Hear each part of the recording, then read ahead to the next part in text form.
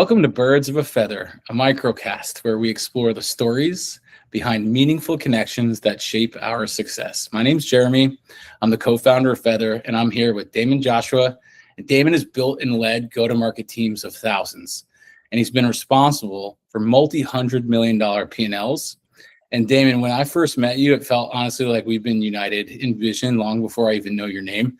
And it just was like, you meet somebody and you're like, oh yeah, we're thinking the same way. I was vibing from the very first conversation, and you've built some awesome organizations. The things that you shared with me on our first couple of conversations are really anchored around trusted relationships. And I'm super excited to have you here and really looking forward to digging into this with you.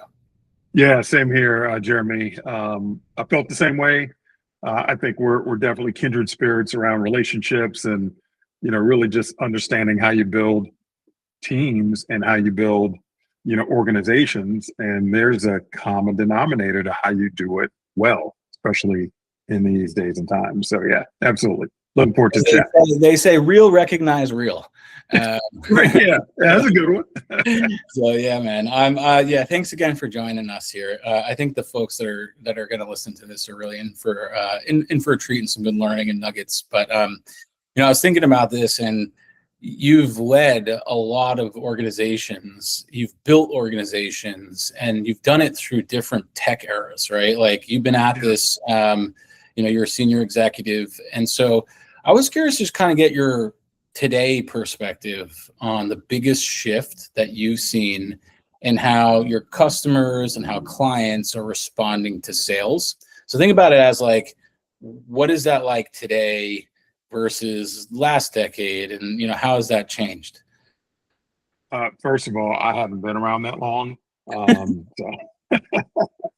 No, look, you earn these stripes, right? These great stripes. It's interesting because the buyers have changed. And so, back in the day, a salesperson's job was to educate the buyer. If you think about it, whether that's buying a car, whether it's buying a piece of software, whatever that might be, as a salesperson, your job was to be a subject matter expert.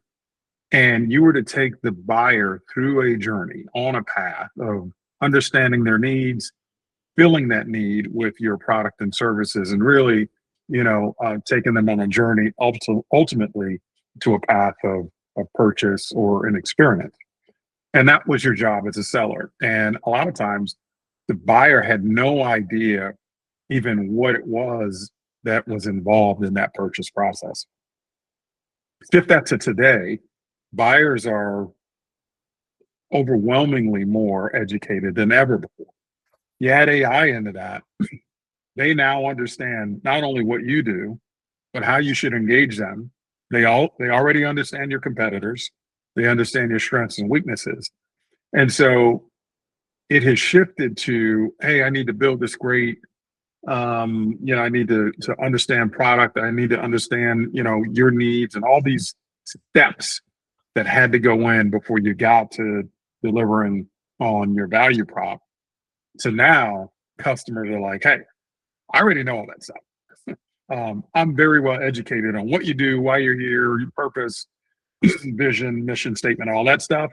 Like, get down nitty gritty. Like, how is this going to benefit me? And as a seller, if you haven't shifted and changed to understand how much more advanced the buyer is, you're going to have challenges, and it's going to be difficult. And if you look at the data, although AI has helped sellers get better, the gap hasn't closed because the buyers are better. Mm-hmm. So when you start to look at attainment levels, they haven't improved. Even though AI has supposedly helped us, the numbers have stayed the same. Most teams are not achieving their metrics and sales goals. Yeah, I think it's harder than it's ever been because of the optionality that exists. Yeah. And as buyers get smarter and the BS, meter goes up and we can spam thousands of emails, it's harder to go and connect. And, it's not just the buyers. And if you think of the trifecta, it's like me as a seller, you as a buyer, but then there's also this other bucket of competitors. And what I saw recently, which was really interesting, is all these, AI workflows that are going and scraping Slack channels, community forums, Reddit threads, all of that kind of stuff to aggregate complaints about competitors to find gaps in the market to be able to help position.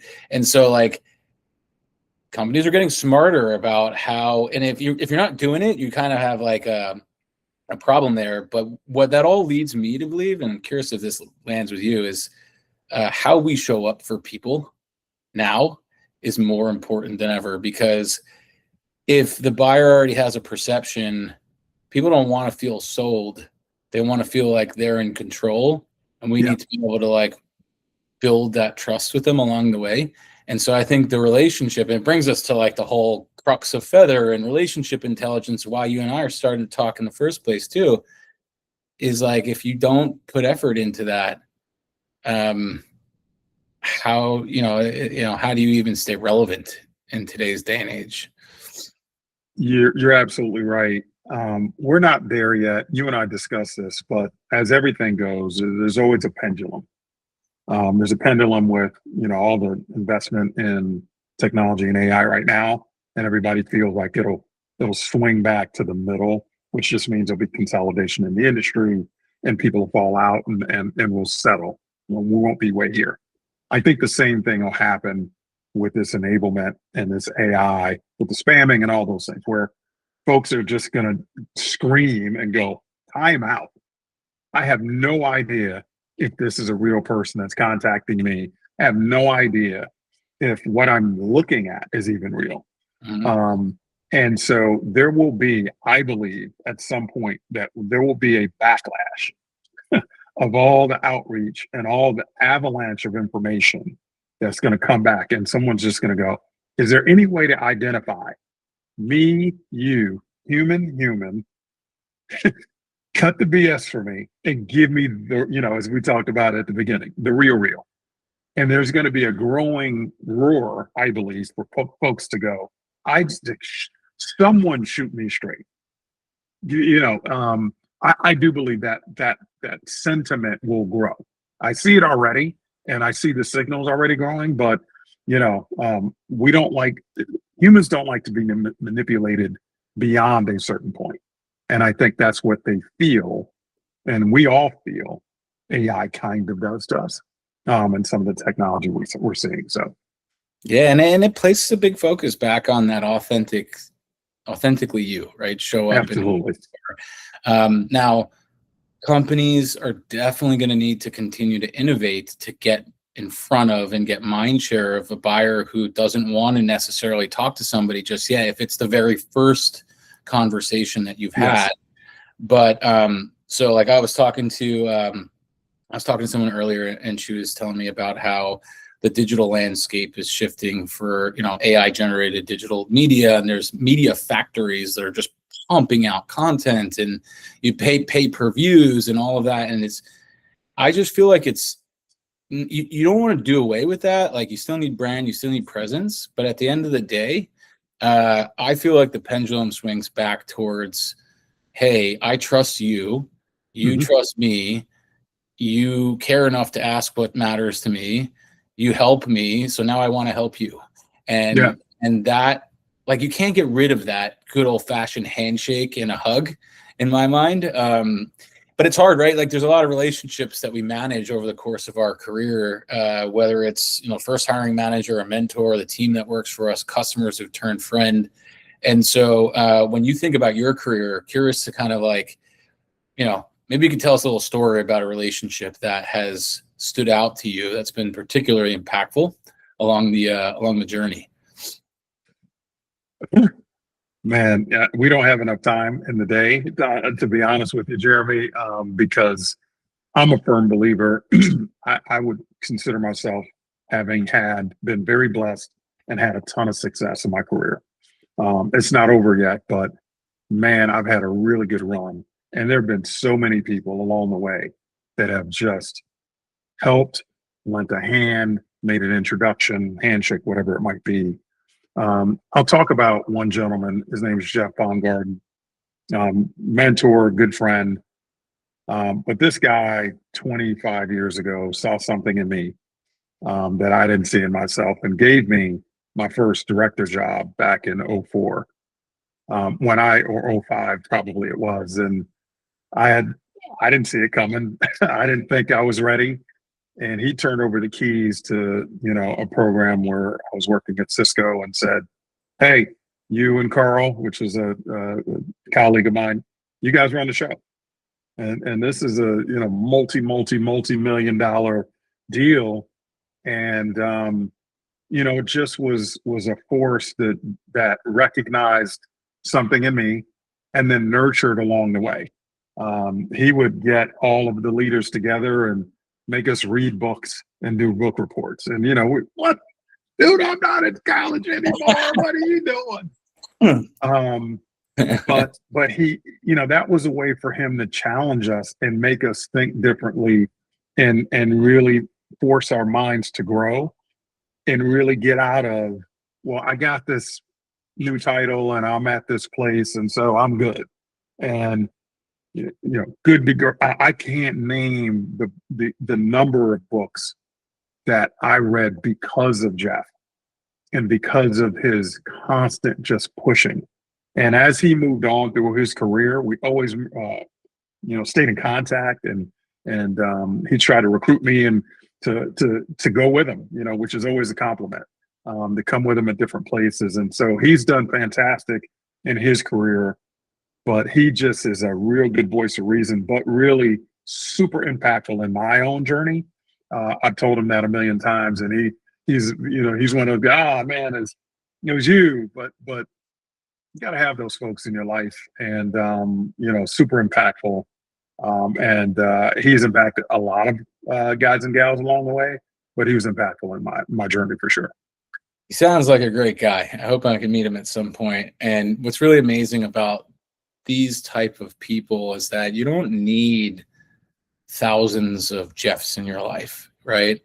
But like when you meet people who actually take stock out on you and know and bet on you more than you even believe in yourself, and like force the growth through confidence that you can get there.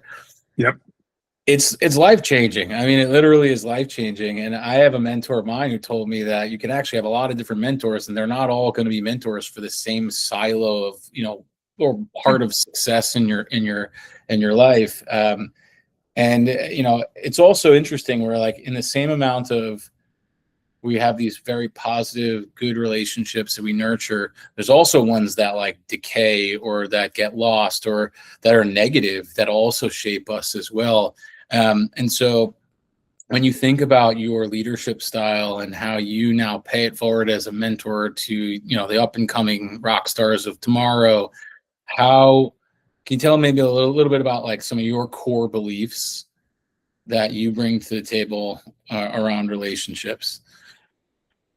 Yeah. So I had the good fortune, working I was at Market Source, in a senior role for almost 13 years. And we had a part, and Market Source was part of this large company called the Allegis Group, which is a staffing organization. But within that, we spent a lot of time on relationships because of the business. It was a business process outsourcing company where you're really putting teams together for companies. So we had a people-based business. And so the Allegis Group, part of their strategy is to have a psychologist that actually was on the staff. And so we talked about relationships in depth. And you learn that there's levels. There's a level 1, level 2, and level 3. And the level 1 is, hey, how you doing, Tommy? How you doing, Susie? At the elevator, you say hi. How's the weekend? You're going down the elevator. Oh, cool. And you're going about your business, right? A level 2 means, hey, I want to know more about Tommy and Susie. I understand, do they have a partner? Do they have children? What are their hobbies about? What do they care about? Where are they from? Those are level 2 relationships where you actually know something about them. And then level 3 is where you share maybe trauma, or you share something that's really deep within, and you bond over that. And now they're friends forever, right? And friends doesn't mean Facebook friends and we chat. Friends means, hey, I might not see you for 10 years, but we connected over that thing that you didn't share with everybody. It's not random. And we really delved into, with the teams that we managed and work with, those multiple levels of relationships. So now you understand what they really are. And you then go, wow, I have a lot of level one relationships that I thought were friends, but it's really just a person that I pass by and I say hi to, and I don't really know them. And I need to know the people who I'm in charge of their care, feeding, nurturing, and growth beyond a level one. So the answer to the question is that for me, and I had already been doing this even back to my early days. I challenge my team, go get a note card and tell me everybody on your team, and you should be able to write down who they are, where they're from, or do they have a significant other, do they have children, what are their hobbies? And I'd hand them out in my staff meeting and go, and scratching heads and, oh man, I don't know. And you see all this emptiness. Well, to me, you're not a good leader if you can't fill that card out, in my opinion. And that's what I strive for. And because I lead that way, my teams tend to be really tight knit, probably overly tight knit. But we perform better because I give a damn about them, right? Yeah, I love So that's how, when you think about a leadership philosophy, there are things that are table stakes, go to market, KPI, like all those things from a sales perspective. Like you're supposed to know that, but how you get down with the people that are in your care and making sure that they understand that you are down for them, whatever it might be, whether it's at that company or not, whether it's night, day, weekends, that I'm down for you and I'm going to make sure that you get to the other side. Nothing beats that. Yeah. And then when everyone is leaning into that kind of culture and that mentality, it creates not just camaraderie, but like a high performance culture, because it's less about like the woo woo warm and fuzzy and more about I can be real and hold you accountable, right? Like, Absolutely. and I can tell you that you're tripping up, and you can tell me that I let you down, and we can go through, like you said, those traumas and trials and tribulations and through the trough together and come out stronger. And it's really interesting. The CEO of Netflix, and I'm a little torn on this, and I think it's somewhat semantics, but the CEO of Netflix talked about how companies are not families, and I saw that. yeah, and when I saw that, it kind of hit a chord with me, because it was like 10,000 people responded to it, and I'm like, yeah, and everyone's like, yeah, I have my family, and I was like thinking to myself, how do you actually define family? That's the Because key. because yes, like my two brothers, who I love like dearly, live in New York, but I'm closer to the people that I work with on a day-to-day basis because in proximity, and we're doing things together. And I don't know that there's a question of who do you go help first when they need help, but Right. more so the fact of like, hey, can I love you for who you are, and can I show up for you and help you and hold you accountable and help you grow, and you help me grow and us succeed? Like, how is that not a family? Well, if you think about it, Jeremy, I'd ask him one question. Do you have someone that you've met, not blood related to you, through the course of your life that you consider a brother or a sister?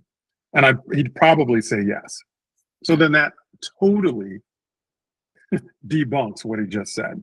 Because if there has been a relationship in your life that you've had, if he's married, well, that's a friend that you legally bonded with that becomes your family.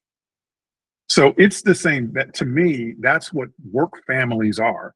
Yep. They're people who come together for a common cause that are not related, but have the same principles in common. That's what a family is. The principle you have in common is you have the same blood, Yep. right? That's it. I mean, there are people in my family that in every family, you don't talk to, you don't get along with, you love them to death, you don't. Like, those are all the realities of family. So to me, I look at, if I'm going to spend 9 to 10 hours a day, you spend more time at work with people than you do in your own house, typically, right? Then I think it's important that you get to understand why they show up every day, why they're there. Are they going to be there? Do they want to do something else? I'll help you with that. And I'm telling you, I've done that more. And when people find out that you're not BSing because they can't say it, but their passion lies somewhere else, that's fine. When they're here in the 8 hours that they got to spend with me, they give me more because they know that I'm going to help them get to wherever they got to get to. Like, that's what, like, yeah, I totally disagree with that for Yeah. me. And I buy into the fact that we spend a lot of time together. Let's make sure that while we're here, it's comfortable. It's a place that you can, do your best and deliver your best for the time that we have, because I know it's not forever, and that's okay. Yeah. It's funny because I kind of had a feeling you and I were going to align on that too. I see it the same way, and I kind of say it's like, hey, if you work for 8 hours, unless most professionals, especially in sales where there's quota and upside, like you're probably working more than 8 hours, even if you're taking the deals or the thoughts or whatever with you home. But let's just say you work for 8 hours and you sleep for 8 hours, which again, most people don't get 8 hours of sleep. That means half of your awake life you're investing in the people you're working with. And so that's a lot. I mean, that's, you gotta, and that's where I feel like the relationships, it transcends just the, hey, who are my clients? Who are my customers? Who are the leads, right? Into who's the ecosystem of people? How do I help them win? How do they help me win? How do we strengthen those bonds outside of just the transactional nature of a relationship when it's convenient for me? And it's a perfect segue to the question I wanted to talk to you about the boundary between tech, automation, and authenticity, because it's a bit of a thin line. I was at our attorney was throwing kind of a mixer for all of their clients up in Hollywood a few weeks ago. And one of the guys I was talking about this was like, well, isn't, getting all the information about the people and then being able to, know who to reach out to and when and why, isn't that kind of like, manipulative? And my wife chimed in. She's amazing. She's smarter than I am, and she's awesome. But she chimed in. She's like, what do you do when you go start dating somebody? Do you just show up and like not do any research on them, or not like figure out, hey, like, do they like sports? Do they have a kid? Do they, like what can I connect with you over? And the truth is, like, I think it's less about how fast and how much information I can get access to, and it's more about how I execute for you and show up for you. That's my thought process about the boundary. But I'd love to like hear what you think. Automation, where automation and authenticity in relationships kind of meet. How do you think about that? That it is, I think it's a work in progress. You think about dating sites. What do dating sites do? They run an algorithm against all your likes, right? Hey, I like sports. I like movies. I like to work out. I don't. I like whatever. And it runs an algorithm to match you with someone that's more likely to like the same things you like. And there's hundreds of platforms out there that do the same matching, because there's a higher propensity for you to find commonality and like the other person. So, I think there's value in some of that. Obviously, those platforms are viable. And, even in the business world, that's really what a lot of the platforms enable, specifically around sales platforms and enablement platforms. It's really to break the barriers down and shorten that time to get to know or learn about the person that I'm trying to do business with or that I'm trying to court, such that I can come across as more genuine. Mm-hmm. And so that's really where the question lies. Like where are we genuine and where are we not? And how much do you really know and care about me, or are you just putting on? And so I think it's a work in progress, because there is value in the speed.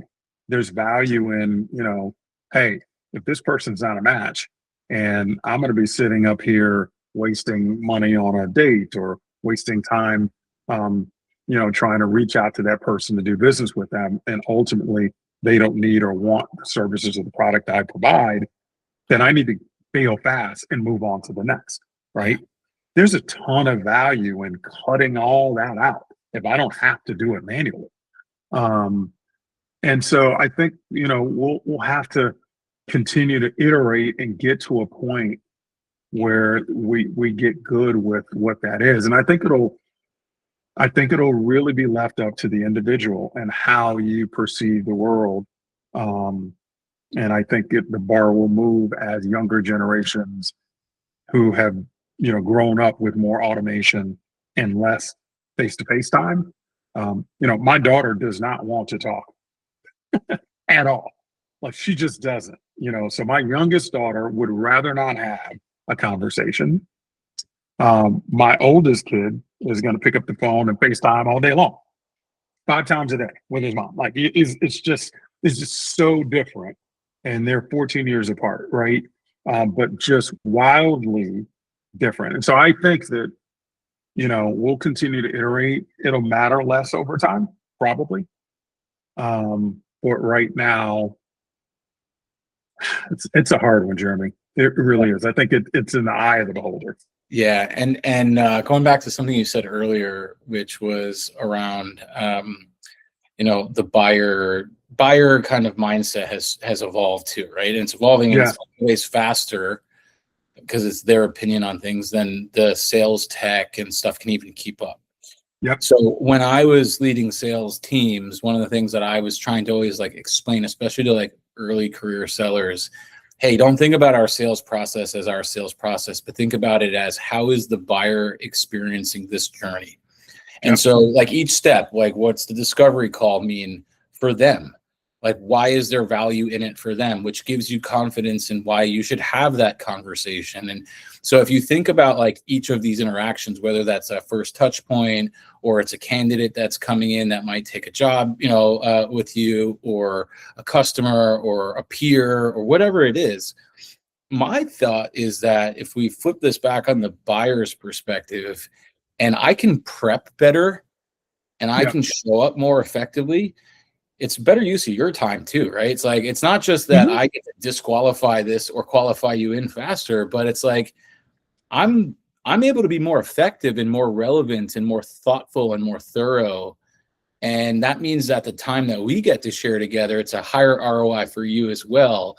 And so I guess the kind of coming back to it is my bet is that there's going to be an increasing need as Gen Z and Gen Alpha comes into the workforce for coaches who understand human connection, leaders who understand human connection, teachers who know how to teach to the human connection. Because if you grow up on TikTok and that's all you know, and that's how you network with people, and then you're thrown into a scenario where you're presenting in a round table and doing some whiteboarding, it's a very different animal, right? And Absolutely. And by the way, not to go all science and data on you, but we hit this crazy COVID period, and then the epidemic of loneliness happened, and people started getting super depressed because the third spaces where people would go out to connect, churches and bars and coffee shops, started shut down. And so now people are more comfortable behind a screen, and it's kind of not to say it's not I like it. It's convenient to not have to wear pants. I'm wearing pants, by the way, but not have to wear pants and no one knows. But the truth is there's nothing better than real human interaction. And I think a lot of people are to your point, your daughter maybe weren't didn't grow up in that mentality. And now you throw them into the workforce, and especially in relationship driven roles, where you're a people leader or you're, selling something of high value, you're making an impact on someone's life. Like, I don't know, I guess you can't prompt the human out of the mix. And so I think there's going to need more people to teach, more enablement on that front of like, hey, how do you lift your head up in line when you're at the grocery store? And I'm guilty of this all the time, but instead of answering emails or sending text messages and say hi to somebody who's right there, I could talk about this for days, but I got one more question. I love to kind of wrap these up with getting feedback. When you think about your relationships, for anyone who's listening, can you maybe share one actionable thing that someone, myself and others who are paying attention right now, could put into their practice today that could help improve the quality of their relationships, their connections? Absolutely. And this is going to sound very cliche. Be intentional. Relationships by nature can be very unintentional just because, hey, we jump on a Zoom call. Hey, I see Mary all the time. Once you get off the Zoom call, do you call Mary back? See what's going on? Ask Mary, right? I did a video on my LinkedIn about it, intentionality, but I've actually done experiments about it. And so, I had a sales team years ago. I was working at Cisco, and we surveyed our teams and just said, hey, do you get coaching? And overwhelmingly, all of our people said, nope, we don't. And so my management team they were pissed. What? Why, coach? That's BS. Wow. My management team was up in arms, Jeremy, pissed off. Because in their minds, they were, hey man, how you doing? High five. Oh, did you see the Jets game? They thought that interaction, that quick chat was coaching. Like they thought that they were having a moment of connection. And the people were like, nah, that's just, you're just passing time. You didn't invest anything in me. You weren't intentional, right? You didn't stop, pause, and look me in the eye and figure out what's going on with me today. And when I saw that data, it was just one of the most eye-opening aha moments I had ever had from a leadership perspective. And so once again, you got to be intentional. Do I know what makes Mary tick? Why is Mary here? What's the purpose? How long does Mary want to be here? What's Mary got going on? What's she bringing to work with her every day? What does Mary want to do in 2 years, 3 years? All of that stuff. And Mary at first is going to be like, all right, like, why are you doing this? But when Mary understands it, like it's real, it's genuine, it's intentional, then right, the wall comes down. And now Mary and I have a relationship. We have a joint venture that as long as Mary and I are working together, Mary, I got you. Now, it doesn't mean that you can go do whatever you want to do, but now I understand why. You may be a little short. Mary might be a little late. Mary might have a short attention span, or Mary might be a rock star or teacher's pet or whatever it might be. I now know.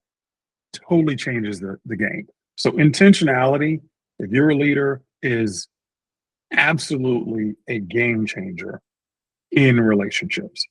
Don't just wing it and think that 2-second conversation matters, because it doesn't. It just doesn't. That is like so spot on. And I think it's a bit of a double-edged sword word of advice, because it's so accurate, but it takes so much intentionality to be intentional. And I think it starts with the muscle. I got to give Devin Williams some credit. I worked on his team. He was a buddy of mine, and he kind of made me start really thinking about empathy and on my EQ. In a lot of cases, I was just a hard-nosed sales guy that was just gunning deals. And it burns people out. And so you got to first like think about how you show up. And I guess what's amazing about EQ is that it's a muscle. It's not like you're born with it. Maybe you're born in more, some people like my wife had a very high EQ. She's maybe more natural with it. But if I'm aware of that, I can practice ways to go and build that muscle up, unlike IQ, right? And what's really cool about EQ is that when you start getting great at, to your point, figuring out what matters to Mary, why is she feeling sluggish today, caring enough and thinking about how you speak to her on that, about that, and all of a sudden you level up into RQ, which is the core of Feather, which is relationship intelligence, relationship quotient. Now it's EQ for two people or a network of people, and how do we interact and show up for each other. And that is literally what you were talking about, like the strength of the work family, right? Like, and it's not just your reps. It's not, you can show up and be intentional for your boss, because your boss can have a hard days too, right? Like, life is hard. Everyone's struggling. Mentors and friends. And Damon, I think this has just been awesome. You're a rock star. I'm so grateful for you to be here with me. Maybe you could just share a little bit about, if anyone is inspired to reach out to you, like, how do they connect with you? Yeah, absolutely. I'm on LinkedIn, Damon Joshua. Two first names just confuse the hell out of every single person at every hotel I show up in. And when you have two first names, it makes it challenging. But Damon Joshua on LinkedIn, you can reach out, send me a message. Got videos out there, talk about this stuff all day long. Really passionate about teams and people, and obviously relationships, because they matter. Yeah, this has been great, Jeremy. I really appreciate the conversation.